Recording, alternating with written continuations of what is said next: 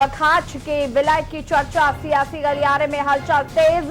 जोगी की पत्नी डॉक्टर रेणु जोगी समेत चकांच के वर्तमान में 4 विधायक।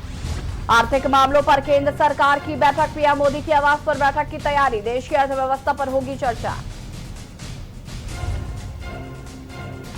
जासूसी करते पकड़े गए पाक उच्चायोग के 2 अफसर, 24 घंटे में भारत छोड़ने का आदेश। आईएसआई की लिस्ट पर आर्मी पर्सनल को करते थे टारगेट।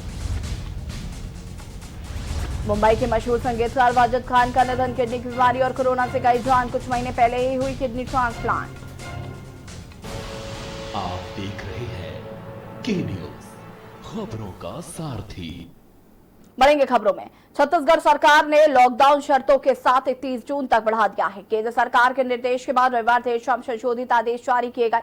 इसके तहत प्रदेश में 1 जुलाई से दूसरे जिले और अन्य राज्यों से आने के लिए ई पास अनिवार्य रहेगा। हालांकि केंद्र ने इसकी अनिवार्यता 1 जून से खत्म कर दी है। इसके साथ ही चरणबद्ध तरीके से लॉकडाउन खोला जाएगा।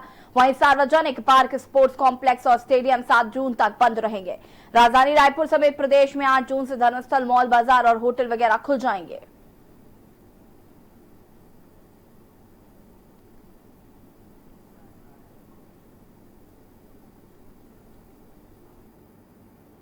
देश में कोरोना वायरस के मामलों की संख्या तेजी से 2 लाख के करीब पहुंच रही है। सोमवार को नए आंकड़ों के अनुसार देश में अब तक करीब 5400 लोग अपनी जान गंवा चुके हैं। जैसे जैसे देश में लॉकडाउन को लेकर छूट बढ़ रही है, देश में कोरोना का संक्रमण खतरा भी बढ़ता जा रहा है। देखिए रिपोर्ट।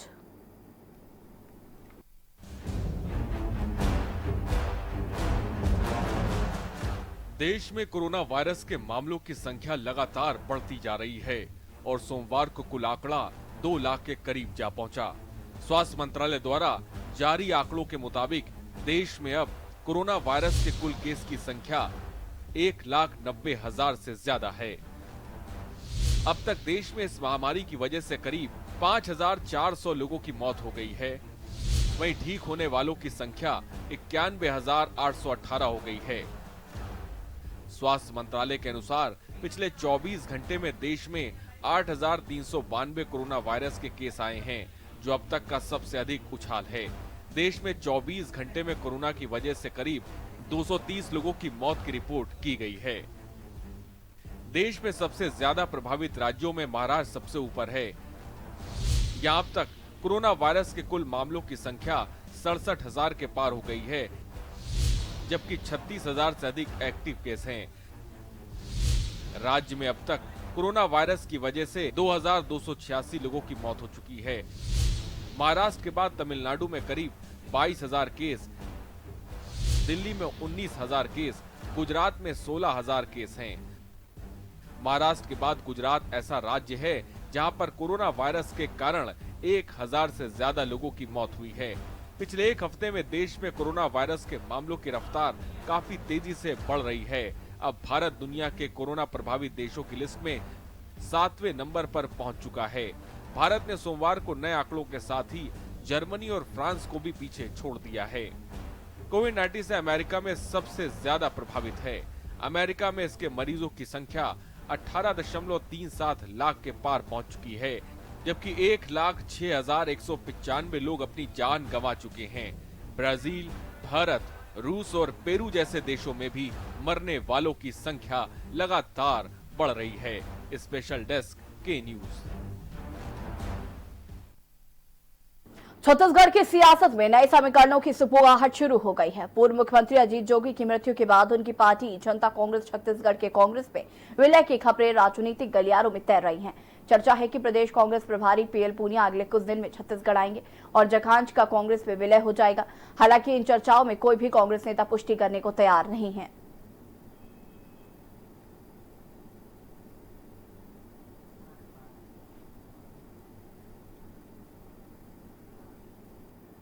पाक उच्चायोग के 2 अफसरों को जासूसी के आरोप में पकड़ा गया है। भारत ने दोनों को पर्सोना नॉन ग्रेटा घोषित किया है। दोनों पाक उच्चायोग के वीजा सेक्शन में काम करते हैं। दिल्ली पुलिस की विशेष शाखा और इंटेलिजेंस ब्यूरो ने पाकिस्तानी उच्चायोग के 2 अधिकारियों और उनके एक ड्राइवर को जासूसी करते हुए पकड़ा है। देखिए रिपोर्ट। हिंदुस्तान में पाक की नापाक हरकत, देश में पाक का जासूसी कांड बेनकाब, अफसर वीजा सेक्शन जासूसी का अड्डा, आईएसआई के इशारे पर भारत में जासूसी।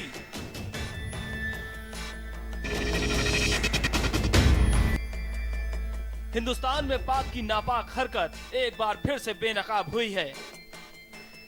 पाकिस्तानी उच्चायोग के 2 अफसरों को जासूसी के आरोप में पकड़ा गया है। भारत ने दोनों को पर्सोना नॉन ग्रेटा घोषित किया है। दोनों को 24 घंटे के अंदर भारत छोड़ने का आदेश दिया गया है।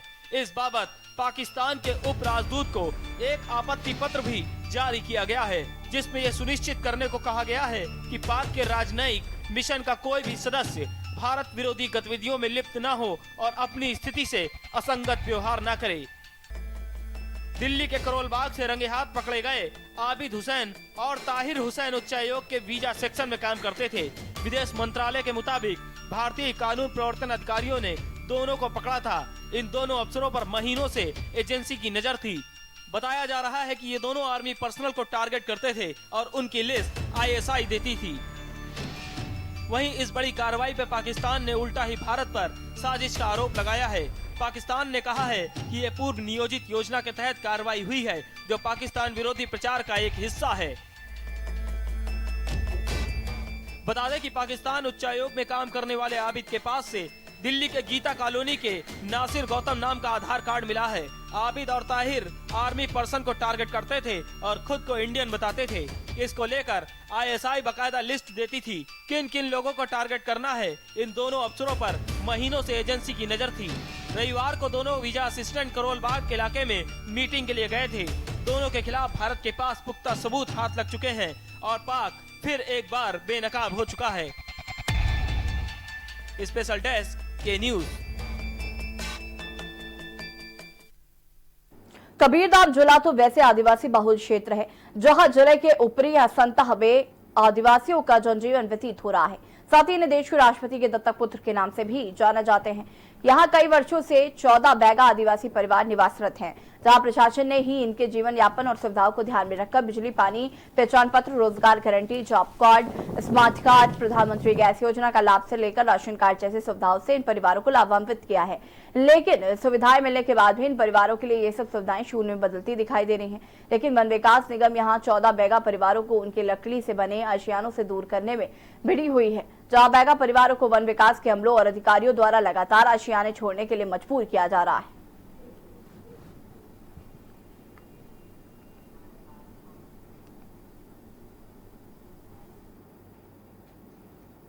जांजगीर चांपा में नवनियुक्त कलेक्टर ने कोविड-19 उपचार के लिए बन रहे अस्पताल का निरीक्षण किया। निरीक्षण के दौरान कलेक्टर ने मुख्य चिकित्सा एवं स्वास्थ्य अधिकारी डॉक्टर SL बंजवारे, DPM और कार्यपालन यंत्री लोक निर्माण को अस्पताल से सभी आधारभूत व्यवस्था सुनिश्चित करने को कहा। उन्होंने DG सेट सहित ऑक्सीजन गैस पाइपलाइन, इंटरकॉम आदि का कार्य शीघ्र पूर्ण कराने के भी निर्देश दिए। कलेक्टर ने कोविड-19 अस्पताल से लगे हुए आइसोलेशन वार्ड का भी निरीक्षण किया और चिकित्सकों को उनके बेहतर क्रियान्वयन के लिए आवश्यक दिशा निर्देश दिए।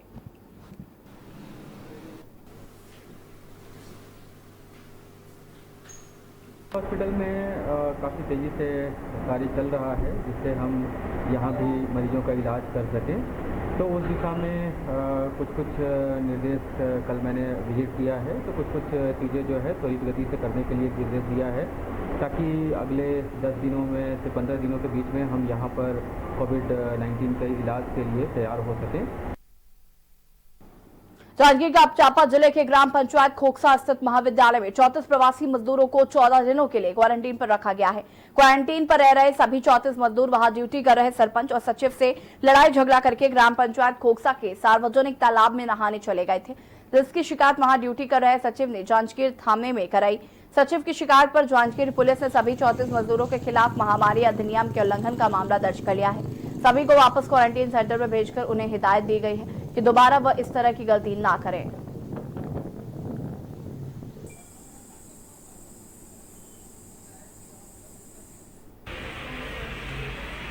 जांजगीर थाना क्षेत्र का ये मामला है, जिसमें ग्राम खोखसा में स्थित कोणार्क महाविद्यालय जिसे क्वारंटाइन सेंटर बनाया गया है, वहाँ दूसरे राज्यों से आए प्रवासी मजदूरों को रखा गया था और उसी में से 34 मजदूर अनाधिकृत रूप से बिल्डिंग से बाहर जाकर नहाने चले गए और जिस पर सरपंच और सचिव जो वहाँ पर ड्यूटी में तैनात थे उनके द्वारा उनका रोका गया। तो इस पर उन मजदूरों के द्वारा इनके साथ गाली गलौज की और उनसे बहस हुई इन सभी के खिलाफ अपराध पंजीबद्ध किया गया है और इन सभी प्रवासी मजदूरों को वापस उस क्वारंटाइन सेंटर में रखा गया और उन्हें फिर से ऐसी कोई हरकत नहीं करने की समझाइश दी गई है।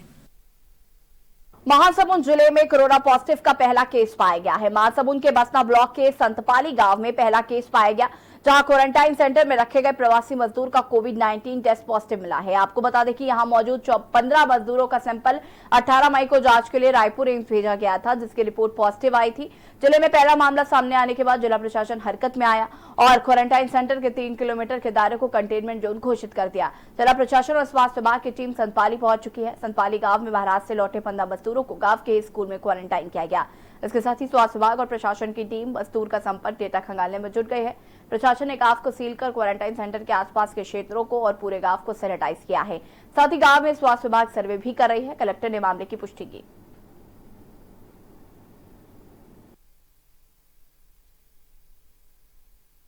महासमुंद जिले का पहला कोरोना पॉजिटिव व्यक्ति पाया गया है।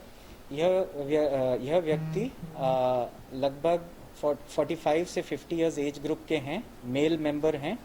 ये हमारे क्वारंटीन सेंटर में हैं, सरायपाली के ग्रामीण क्षेत्र में हैं।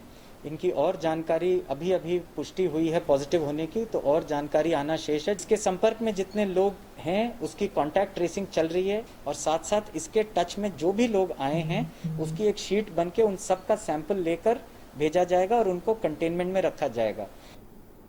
कोरबा जिले के कटघोरा क्षेत्र में इन दिनों खनिज माफियाओं के द्वारा तेजी से अवैध रेत उत्खनन का कारोबार चलाया जा रहा है। जहां प्रशासन द्वारा अवैध रेत उत्खनन पर अंकुश लगाने की लगातार कोशिश की जा रही है, फिर भी अवैध रेत उत्खनन को रोक पाना एक चुनौती बन गया है। कटघोरा विभागीय अधिकारी श्रीमती सूर्यकिरण तिवारी, नायब तहसीलदार रविशंकर राठौर, पटवारी मौके पर मौजूद ट्रैक्टरों पर खनिज अधिनियम के तहत ट्रैक्टरों पर कार्रवाई की है।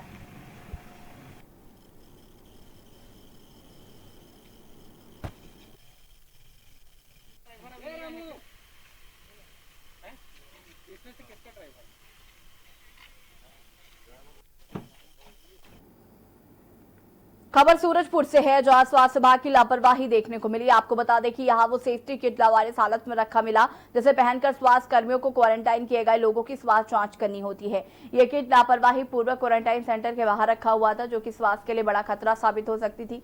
पूरे दिन ये किट यहाँ पड़ा रहा, जहाँ से लोग आते जाते रहे, जबकि नियमानुसार पीपीई किट को उपयोग करने के बाद सुरक्षित तरीके से डिस्पोज किया जाना चाहिए, जिसके लिए स्वास्थ्य कर्मचारियों को इसके लिए प्रशिक्षित भी किया गया। लेकिन ढंग से क्वारंटाइन सेंटर के सामने ये किट मिली, उससे स्वास्थ्य कर्मचारियों के साथ उनकी लापरवाही भी सामने आ रही है।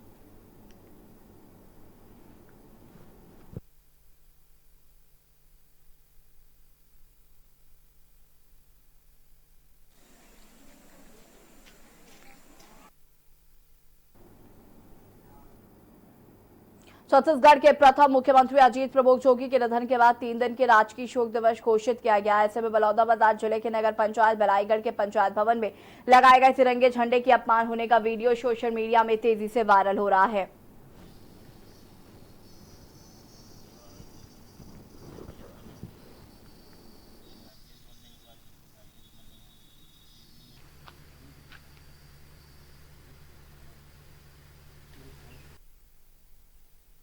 माननीय जोगी साहब के बारे में अपने जो कर्मचारी हैं उनको बता रहे थे कि उनका जीवन कैसा था, क्या क्या सीख लेना चाहिए, वो सब।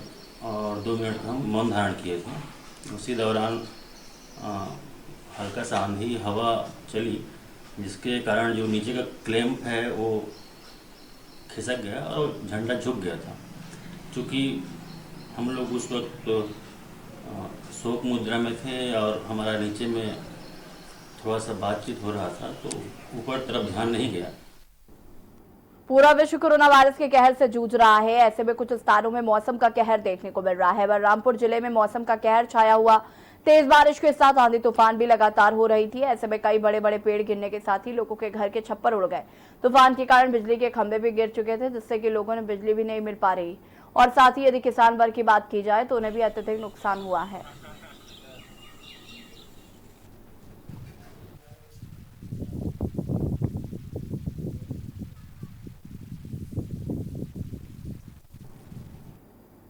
छत्तीसगढ़ के राजनांदगांव जिले के मानपुर क्षेत्र में मार गिराए 4 माओवादियों के पास से बरामद हुए AK-47 राइफल और SLR की पहचान कर ली गई है। बता दें कि AK-47 को माओवादियों ने बस्तर के झीरम घाटी में इस्तेमाल की गई थी। इसके अलावा बरामद किए गए SLR की पहचान 2006 में NMDC में लूटे गए हथियारों के रूप में हुई। राजनांदगांव जिले के मानपुर के करीब 6 किलोमीटर दूरी पर परधोनी गांव में लगे हुए पहाड़ी पर 8 मई को मुठभेड़ में पुलिस ने 2 महिला सहित 4 इनामी हार्डकोर माओवादियों को मार गिराया था। चारों माओवादियों के शव बरामद किए गए थे। साथ ही AK-47 राइफल और 2 नग 12 बोर बंदूक बरामद हथियार की पहचान कर ली गई है।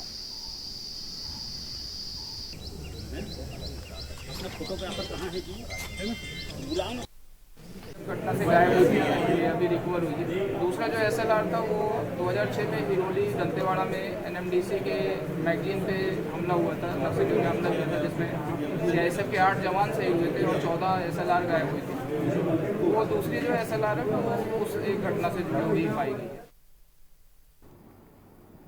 राजधानी रायपुर के नारायण हॉस्पिटल में अजीत जोगी ने अंतिम सांस ली। केंद्रीय राज्य मंत्री रेणुका सिंह ने उनके निधन पर शोक व्यक्त किया और कहा कि ना भूतो ना भविष्यति, जोगी जी जैसे राजनेता का दोबारा आना नामुमकिन है। वेदना की इस घड़ी में मैं निशब्द हूं। परमपिता परमेश्वर से अजीत जोगी की आत्मा को शांति और परिवार को शक्ति दे। प्रशासनिक दक्षता में माहिर और राजनीति के माहिर खिलाड़ी, जिनसे जीवन में बहुत कुछ सीखने को मिला। वहीं रेणुका सिंह ने कभी ना भूलने वाली यादें शेयर की।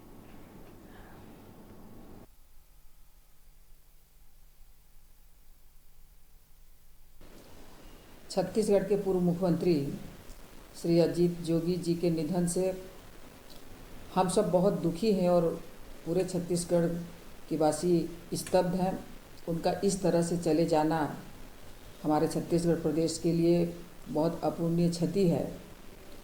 उनकी जीवटता, उनकी निर्भीकता, उनका ज्ञान में इसलिए बोलूँगी कि वे एक ऐसे नेता थे जिनके पास प्रशासनिक अनुभव भी था, राजनीतिक अनुभव भी था। छत्तीसगढ़ प्रदेश बनने के बाद छत्तीसगढ़ के विकास के लिए जो पहली नींव डाली गई थी, ऐसे हमारे जुझारू और संघर्षशील नेता आज हमारे बीच में नहीं रहे।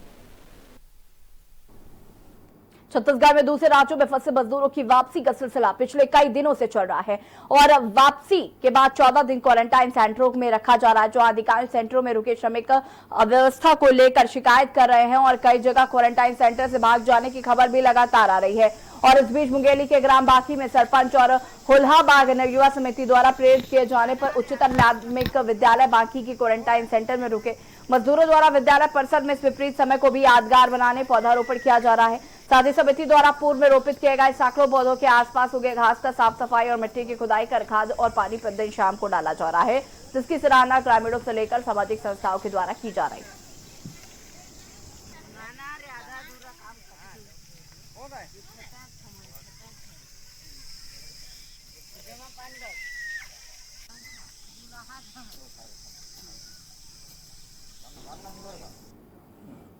और वक्त हो गया एक छोटे से ब्रेक का, जल्द हाजिर होंगे।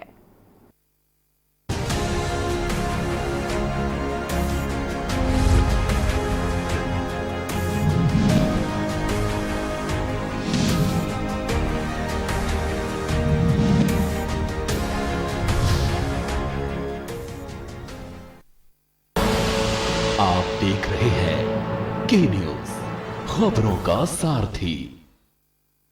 खुदी को आजमाया है तो ये अंदाज आया है, खुदी को आजमाया है तो ये अंदाज आया है। तुम में भी मैं हूं, शुद्ध प्लस पान मसाला। केबल ऑपरेटर्स जो पहुंचाते हैं आप तक हमारी हर बात, सजगता और समझदारी जिनकी है पहचान, जो है कोरोना योद्धा, जो है जिम्मेदार। इन कोरोना योद्धाओं को के न्यूज का सलाम। आप हैं तो हम हैं, आपके बिना हम कुछ नहीं। देश भर के केबल ऑपरेटर्स कोरोना योद्धाओं का के न्यूज की तरफ से हार्दिक अभिनंदन।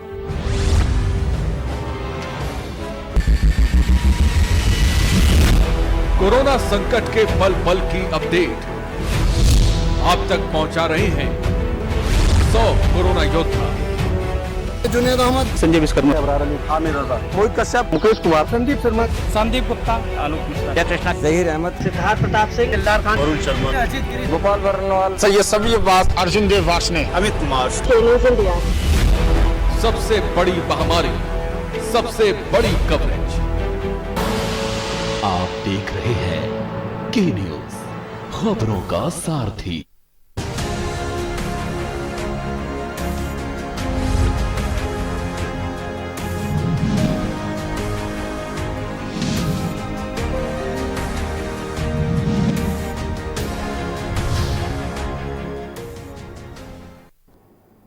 ब्रेक के बाद एक बार फिर से आपका स्वागत है। संविधान निर्माता बाबा साहब अम्बेडकर के खिलाफ फेसबुक पर अभद्र टिप्पणी करने वाले जनपद पंचायत सिमगा के सीईओ रुपेश पांडे के खिलाफ भीम रेजिमेंट संगठन ने एफआईआर करने की मांग की है। मामला सिमगा जनपद का है, जहां पर पंचायत के वर्तमान सीईओ रुपेश पांडे अपने फेसबुक अकाउंट में बाबा साहब अम्बेडकर के खिलाफ आपत्तिजनक पोस्ट शेयर किया, जो तेजी से सोशल मीडिया में वायरल हो रहा है।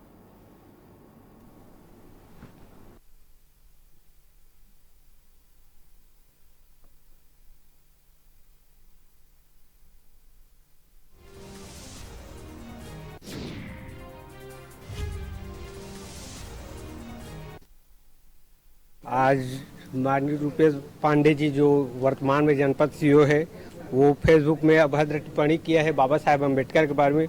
उसके बारे में एफआईआर दर्ज कराने हम लोग आए हैं।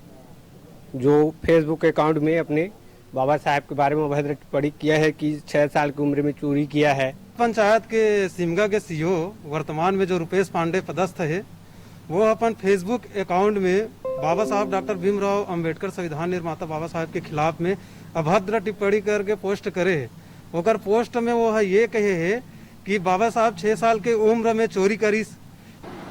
ये भीम आर्मी वाले एक ज्ञापन अभी दिए हैं, जिसमें जनपद पंचायत सीईओ रुपेश पांडे के द्वारा बाबा साहब अम्बेडकर के बारे में फेसबुक में कुछ आपत्तिजनक टिप्पणी करने की बात लिखी गई है। सोमवार का दिन बॉलीवुड के लिए एक बुरी खबर लेकर आया। संगीतकार वाजिद खान का मुंबई में निधन हो गया। उन्हें मुंबई के एक अस्पताल में भर्ती कराया गया था। कुछ महीने पहले ही उनकी किडनी ट्रांसप्लांट की गई थी, लेकिन उनकी तबीयत ठीक नहीं थी। संगीतकार वाजिद खान संगीत की दुनिया में किसी बड़ी क्षति से कम नहीं रहे। देखिए रिपोर्ट। सोमवार का दिन बॉलीवुड के लिए बुरी खबर लेकर आया। बॉलीवुड की दुनिया से एक और दुखद खबर मिली। मशहूर संगीतकार वाजिद खान का निधन हो गया। उनके निधन से फिल्म इंडस्ट्री में शोक की लहर दौड़ गई है। फिल्म इंडस्ट्री में साजिद वाजिद की जोड़ी के रूप में मशहूर वाजिद खान को लेकर हस्तियों से लेकर उनके समर्थक तक शोक जता रहे हैं। एक रिपोर्ट के अनुसार वाजिद खान किडनी की बीमारियों से पीड़ित थे और उनकी हालत बिगड़ने के बाद उन्हें मुंबई के एक अस्पताल में भर्ती कराया गया था। 42 साल के वाजिद खान को मुंबई के चेंबूर में एक अस्पताल में भर्ती कराया गया। कुछ महीनों पहले ही उनकी किडनी ट्रांसप्लांट की गई थी, लेकिन उनकी तबीयत ठीक नहीं थी। कुछ दिन पहले ही जांच में कोरोना संक्रमित भी पाया गया था। रविवार शाम को उनकी हालत बिगड़ गई। किडनी की समस्या के चलते उनका इम्यूनिटी लेवल बेहद कम हो गया था। तमाम कोशिशों के बावजूद डॉक्टर उन्हें बचा नहीं पाए। वाजिद खान के निधन पर गायिका मालिनी अवस्थी ने ट्वीट किया, ये चौंकाने वाली खबर है, अविश्वसनीय। वाजिद खान चले गए, क्या हो रहा है? दिवंगत आत्मा के लिए प्रार्थना करती हूँ। तो वहीं गायिका हर्षदीप कौर ने भी ट्वीट किया, वाजिद खान जी के परिवार के प्रति मेरी गहरी संवेदना। अभी भी यह विश्वास नहीं हो रहा है कि अब वो इस दुनिया में नहीं रहे। हमेशा उन्हें मुस्कुराते हुए, अपने आसपास खुशी बिखेरते हुए देखा है। संगीत उद्योग को भारी नुकसान हुआ है। बता दें कि साजिद वाजिद की जोड़ी बॉलीवुड के दबंग सलमान खान के लिए संगीत तैयार करती रही है। वाजिद खान ने साजिद के साथ मिलकर सलमान के लिए कई गीतों का निर्देशन किया। साजिद वाजिद ने 1998 में सलमान खान अभिनीत फिल्म प्यार किया तो डरना क्या से अपने करियर की शुरुआत की थी। इसके बाद इस जोड़ी ने एक के बाद एक हिट फिल्म के संगीत दिए। इसमें चोरी चोरी, हेलो ब्रदर, मुझसे शादी करोगी, पार्टनर, वांटेड, दबंग, दबंग 2 और दबंग 3 जैसी फिल्में शामिल हैं। साजिद वाजिद की जोड़ी ने अभी हाल ही में सलमान खान के लिए भाई भाई कंपोज किया था। एक गायक के रूप में वाजिद खान ने 2008 में फिल्म पार्टनर के लिए गाना भी गाया था। वाजिद खान का जाना बॉलीवुड के लिए बड़ी क्षति है। स्पेशल डेस्क के न्यूज।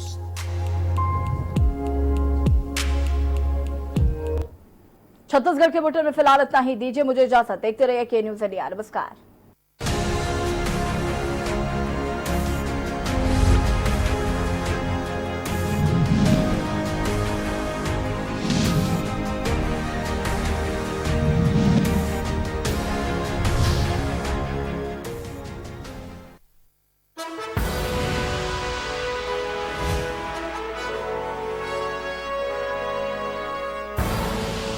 आप देख रहे हैं के न्यूज, खबरों का सारथी।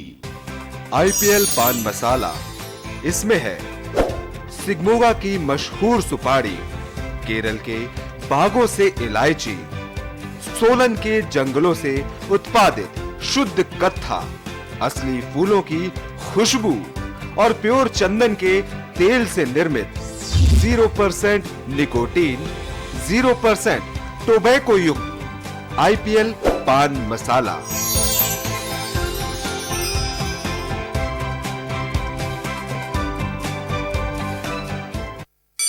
Mount Litra Z School, Unnao, #1 in academics, #1 in sports, best teachers, best result, smart classroom, best transport facility, world class infrastructure के साथ Mount Litra Z School, Unnao। मुद्दा एक, बहस एक, नतीजा क्या होगा? कोरोना से तो बचेंगे, पर तरीका क्या होगा? अड़ी का मंच, कोरोना पर जबरदस्त पंच, देश के दिग्गज बताएंगे वायरस को कैसे हराएंगे। अड़ी, क्योंकि हमें है देश की पड़ी। शाम 6 बजे TV9 भारतवर्ष, अब तो सब देख रहे हैं। कोरोना संकट के पल पल की अपडेट आप तक पहुंचा रहे हैं 100 कोरोना योद्धा। जुनेद अहमद, संजय विश्वकर्मा, अबरार अली, आमिर रजा, मोहित कश्यप, मुकेश कुमार, संदीप शर्मा, संदीप गुप्ता, आलोक मिश्रा, जयकृष्णा, जहीर अहमद, सिद्धार्थ प्रताप सिंह, दिलदार खान, वरुण शर्मा, अजीत गिरी, गोपाल वर्णवाल, सैयद सभी अब्बास, अर्जुन देव वार्ष्णेय, अमित कुमार। सबसे बड़ी महामारी, सबसे बड़ी कवरेज। केबल ऑपरेटर्स जो पहुंचाते हैं आप तक हमारी हर बात, सजगता और समझदारी जिनकी है पहचान, जो है कोरोना योद्धा, जो है जिम्मेदार। इन कोरोना योद्धाओं को के न्यूज का सलाम। आप हैं तो हम हैं, आपके बिना हम कुछ नहीं। देश भर के केबल ऑपरेटर्स कोरोना योद्धाओं का के न्यूज की तरफ से हार्दिक अभिनंदन। कोरोना संकट काल में के न्यूज इंडिया की देशवासियों से अपील है कि हम जाति धर्म को भूलकर कोरोना को हराने में एक साथ खड़े हों। जरूरतमंदों की मदद करें। कोरोना के खिलाफ जंग में हम अपना योगदान दें। हम सब मिलकर लड़ेंगे और मिलकर जीतेंगे।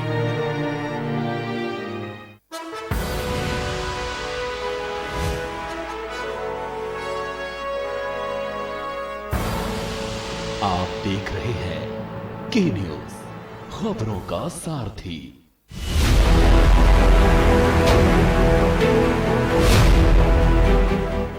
कोरोना पर भारी, इम्यूनिटी हमारी। कोरोना महामारी ने न पूरे देश को बल्कि पूरे विश्व को अपनी चपेट में ले रखा है। हर कोई इसके दहशत के साए में जीने को मजबूर है। इस कोरोना काल का सबसे बड़ा खतरा उन्हें भी है जिनकी इम्यूनिटी बेहद कमजोर है। नमस्कार, मैं हूं आपके साथ यशी शुक्ला और आपका स्वागत करती हूं हमारी आज की खास पेशकश कोरोना पर भारी, इम्यूनिटी हमारी।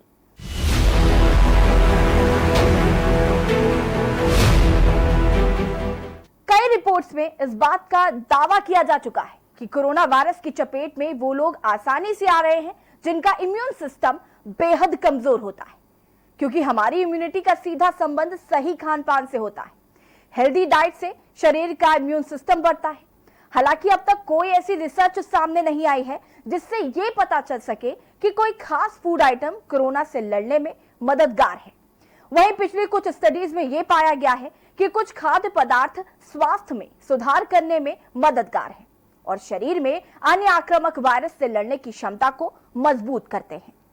एक्सपर्ट्स की माने तो हर किसी को इस समय अपनी डाइट में कुछ खास चीजें जरूर शामिल करनी चाहिए, जिससे कि हमें अंदर से मजबूती मिले। देखिए खास रिपोर्ट।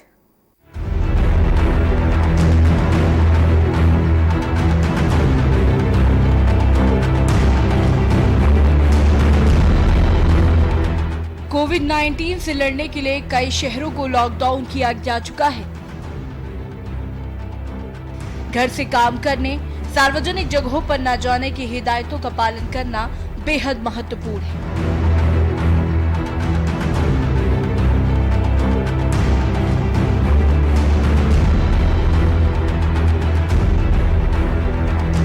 ऐसे में ये बड़ा प्रश्न है कि घर में रहते हुए खुद को स्वस्थ रखने के लिए क्या खाएं, क्या ना खाएं।